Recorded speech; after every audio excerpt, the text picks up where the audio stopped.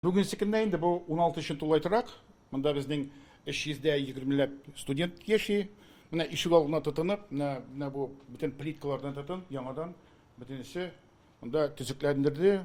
Универсиада авылындагы бу йортларга төзелгәннән бирле ремонт ясалмаган була. Быел федераль программага кертеп, 3 йортны тулысынча төзекләндергәннәр. Килеп керүгә бөтенләй карасагыз, менә бөтен стеналар бөтенләй яңалап куелган.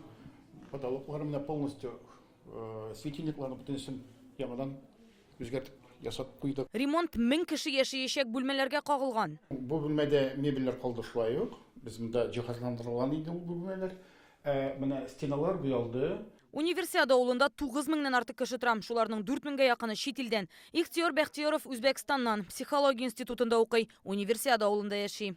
Я с первого курса живу в деревне Универсиады. Миңа тулай торак беренче елны ошады. Монда яшәргә хыяллана идем. Ул бит тыштан да шундый матур, зәвыклы, ремонтка кадәр дә яхшы иде. Аны ясагач монда тагын да рәхәтрәк.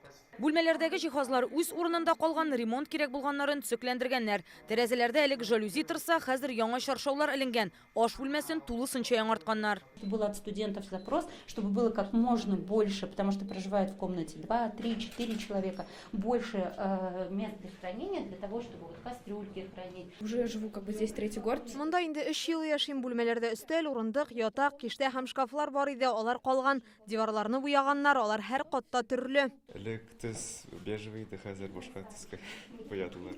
Мебельләрне ремонтладылар. Хәзер яхшырак булды. Студентларның юыну бүлмәсе тулысынча диярлек үзгәргән. Мисал өчен менә монда элек плитәләр ак төстә, аста ванна булган. Студентлар сорау буенча ваннаны алып, аның урынына душ кабинасы урнаштырганнар. Җайланмалар һәм җиһазлар барысы да алыштырылган. Шулай ук моңа кадәр менә монда мисал өчен сабын кую өчен шушындый савыт кына торса, студентлар сорау буенча кирәк-яраклар өчен менә мондый зур шкаф урнаштырылган. КФУның 31 тулай торагы бар. Программа буенча 6-сын төзекләндергәннәр. Ремонт вакытында аларда яшәүче егет-кызларны башка корпусларга күчереп торганнар. У нас был план проведения ремонтных работ.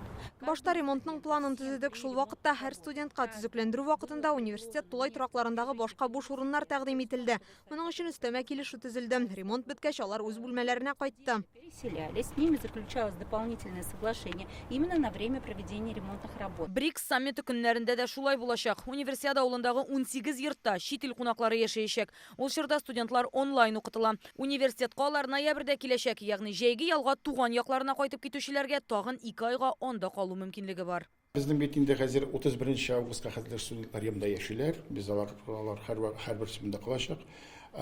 Кемгә безнең уку инде хәзер 1 ноябрьдән башлана.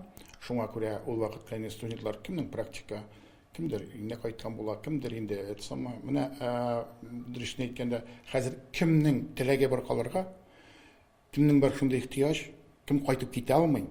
Алар буенча без списоклар төзелгән хәзер, алар эшләнгән. Бүген секендә урыннар бар, спискта әле кешеләр ул урыннарга җитәрлек кеше дә юк әле бүгенсендә. Хәзер ремонт КФУның студентлар шәһәрчеге дип аталган башка корпусларында бара. Ул Гадел Кутуй, Кызыл позиция урамындагы тулай тораклар. Көзгә кадәр аларда эшне тәмамлап, торак кирәк студентларны Универсиада авылыннан шунда урнаштырып торачаклар. Рания Абдрахманова, Альбина Минаева, Яңа гасыр каналы.